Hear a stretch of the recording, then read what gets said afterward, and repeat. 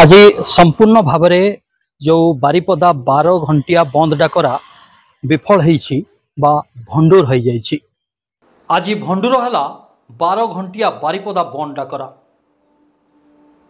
संपूर्ण भाव में विफलता देखा देइछि।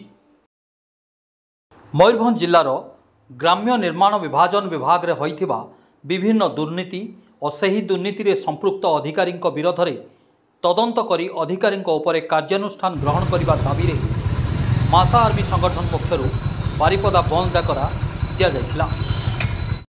हेले 12 घंटिया बंद डाकरारे सकाळु बारिपदा सहर में दुकान बजार कचेरी परिबा मार्केट खोला रही बेले गाड़ी मोटर चलाचल स्वाभाविक थिबार देखा मिली।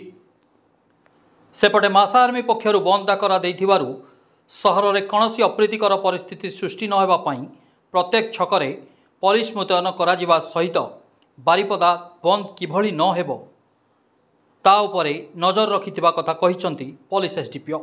आर्मी पक्षर दिखाई बारिपदा 12 घंटिया बंद डाकरा केमती प्रभाव रही कौन नहीं आम कौन प्रकार प्रभाव नहीं एतिरे आमर सबू छकरे फोर्स डिप्लॉयमेंट अच्छा ऑफिसर अच्छा आम पेट्रोलिंग चली कौन प्रकार प्रभाव एत ना कि कौन प्रकार आम बंद कर माने हो पार ना।